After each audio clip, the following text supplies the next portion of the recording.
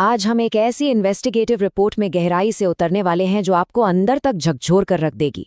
लखनऊ के पास चल रहे एक बेहद खौफनाक कमर्शियल सरोगेसी रैकेट का पर्दाफाश हुआ है। एक ऐसी कड़वी सच्चाई जहां एक इंसान के जन्म की पूरी प्रक्रिया एक बेरहम और मुनाफे वाले बिजनेस में बदल चुकी है। दैनिक भास्कर के एक बड़े स्टिंग ऑपरेशन ने इस पूरे सिंडिकेट की पोल खोल दी है और आज के इस विश्लेषण में हम समझेंगे कि ये काला धंधा आखिर काम कैसे करता है। अब जरा इन आंकड़ों पर गौर कीजिए। ये सिर्फ हैरान नहीं करते बल्कि बेहद डरावने हैं। देखिए कैसे इंसानी खूबियों को बाजार का एक प्रोडक्ट बना दिया गया है। एक अजन्मे बच्चे की कीमत इस बात पर तय हो रही है कि उसकी माँ कितनी सुंदर है। अगर महिला गोरी और खूबसूरत है तो सीधे 15 लाख रुपए वसूले जाते हैं, और वहीं अगर रंग रूप सामान्य है तो कीमत गिरकर 5 लाख रुपए रह जाती है। मतलब मातृत्व और एक महिला की कोख पर बकायदा एक प्राइस टैग लगा दिया गया है। क्या ये सच में हमारे समाज की सच्चाई है? तो चलिए आगे बढ़ते हैं और इस कोख के बाजार को समझते हैं और देखते हैं कि ये शिकारी उद्योग आखिर किन लोगों को अपना शिकार बनाता है। आपको लग रहा होगा कि ये कोई इक्का दुक्का मामला है। जी नहीं, खुद एक अस्पताल संचालक अफजल अंसारी ने ये कबूल किया है कि इस वक्त अकेले लखनऊ शहर के अंदर ऐसे 10 अवैध सेंटर धड़ल्ले से चल रहे हैं। बस सोच कर देखिए, 10 सेंटर।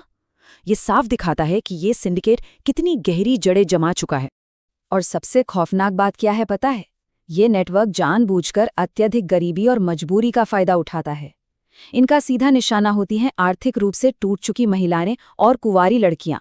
इन्हें भारी भरकम पैसों का लालच दिया जाता है। ये लोग हमारी चरम आर्थिक असमानता का सीधा सीधा शोषण कर रहे हैं, जहां पैसों की सख्त जरूरत को एक हथियार की तरह इस्तेमाल किया जाता है ताकि इन बेबस लड़कियों को सरोगेसी के इस अमानवीय दलदल में धकेला जा सके। अब इस सिंडिकेट के नक्शे पर नजर डालते हैं, क्योंकि इस अपराध का दायरा सिर्फ एक शहर तक सीमित नहीं है। ये एक पूरा देशव्यापी नेटवर्क है।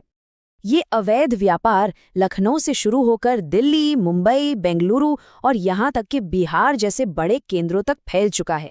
ये नेटवर्क इतने शातिर तरीके से काम कर रहा है कि मानक कानूनी निगरानी और सिस्टम को पूरी तरह से चकमा दे रहा है। अगर आप पैटर्न देखें तो ये बिल्कुल किसी अंतर्राष्ट्रीय मानव तस्करी के जाल जैसा ही खतरनाक और व्यवस्थित है। तो सवाल उठता है कि ये काम कैसे करते हैं?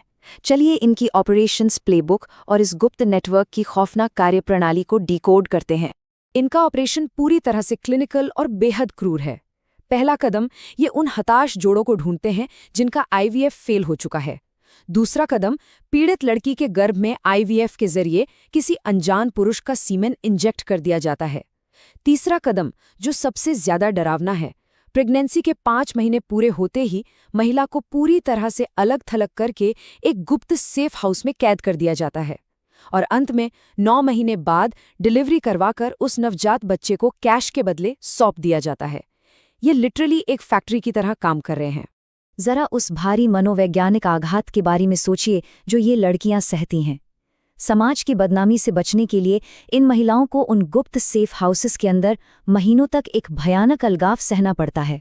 उनके परिवारों को झूठी कहानी सुनाई जाती है कि लड़की बाहर कहीं नौकरी कर रही है और उन्हें उनके अपनों से पूरी तरह काट दिया जाता है। सर्वाइवर्स का दर्दनाक अनुभव हमें बताता है कि ये सिर्फ शरीर का सौदा नहीं है, बल्कि एक ऐसा गहरा मानसिक उत्पीड़न है जो जिंदगी भर के कलंक और ट्रॉमा में बदल जाता है।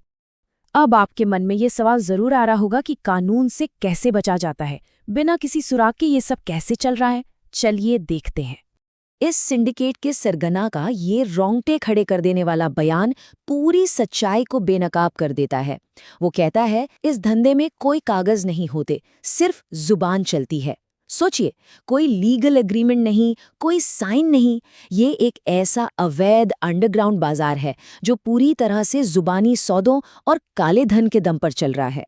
और स्थानीय पुलिस की नजरों से बचने के लिए ये नेटवर्क बड़ी ही चालाकी से राज्य की सीमाओं का इस्तेमाल करता है। देखिए, ऑपरेशन उत्तर प्रदेश में शुरू होता है, लेकिन डिलीवरी के वक्त इन गर्भवती महिलाओं को रातों रात बिहार शिफ्ट कर दिया जाता है। पुलिस की निगरानी से बचने का ये तरीका और ये सटीक रूट साफ दिखाता है कि इनके मन में कानून का कितना खुला तिरस्कार है। इन्हें किसी का डर नहीं है। आइए अब इस पूरे मुद्दे की तह तक जाते हैं। मातृत्व की कीमत, हमारी नैतिक विफलताएं और वो कानूनी खामियां जो इसे बढ़ावा दे रही हैं। हमारे देश में किताबों के अंदर तो सख्त राष्ट्रीय सरोगसी कानून मौजूद हैं, लेकिन हकीकत और इन कानूनों के बीच एक बहुत बड़ी खाई है। नियम कानून होने के बावजूद अस्पताल खुलेआम प्रशासन की नाक के ठीक नीचे इन अवैध चिकित्सा प्रथाओं को अंजाम दे रहे हैं। ये एक बहुत बड़ा प्रशासनिक फेलियर है। साफ सी बात है, मोटा मुनाफा कमाने के लालच ने सारे कायदे कानूनों को ताक पर रख दिया है। यह स्थिति हम सभी के सामने कुछ बेहद गंभीर नैतिक सवाल खड़े करती हैं। क्या हमारी संवेदनाएं सच में इतनी मर चुकी हैं कि अब एक कोक को बाजार में किसी साधारण प्रोडक्ट की तरह खरीदा और बेचा जाने लगा है? प्रजनन अधिकारों और मानव शोषण के बीच ये एक ऐसा नैतिक संघर्ष है जो हमें यह सोचने पर मजबूर करता है कि हम एक समाज के रूप में आखिर जा कहाँ रहे हैं। और हमें खुद से ये भी पूछना होगा कि यहाँ असली खलनायक आखिर है कौन? क्या ये सिर्फ एक अपराधी गिरोह का काम है, या फिर ये हमारे समाज में फैली उस गहरी आर्थिक असमानता और गरीबी की पूर्ण विफलता है जो महिलाओं को सिर्फ जिंदा रहने के लिए अपने शरीर का सौदा करने पर मजबूर कर देती है? सच तो ये है कि यही वो मजबूरी है जो इस पूरी इंडस्ट्री को ऑक्सीजन दे रही है। इस मानवता विरोधी रैकेट को रोकने का अब एक ही तरीका है, और वो है सार्वजनिक जागरूकता और हमारी सामूहिक जिम्मेदारी। इन शिकारी नेटवर्कों को कुचलने के लिए हमें तत्काल सरकारी हस्तक्षेप और सख्त प्रशासनिक कार्रवाई की जरूरत है। सिर्फ कागजों पर नीतियां बनाना काफी नहीं है, जमीनी स्तर पर उन नीतियों को बेहद सख्ती से लागू करना होगा, तभी ये गोरखधंधा बंद हो पाएगा। मैं इस रिपोर्ट को एक चुपते हुए सवाल के साथ खत्म करना चाहूंगा। अस्पताल संचालक इतने सख्त कानूनों के बावजूद खुलेआम ये सब कैसे चला पा रहे हैं? प्रशासन को गहरी नींद से जगाने के लिए आखिर और क्या करना होगा? इस खौफनाक सच्चाई को उजागर करने और इस पर लगाम लगाने के लिए हम सबको आगे आना ही होगा, क्योंकि ऐसे गंभीर मुद्दे पर चुप रहना भी एक अपराध ही है।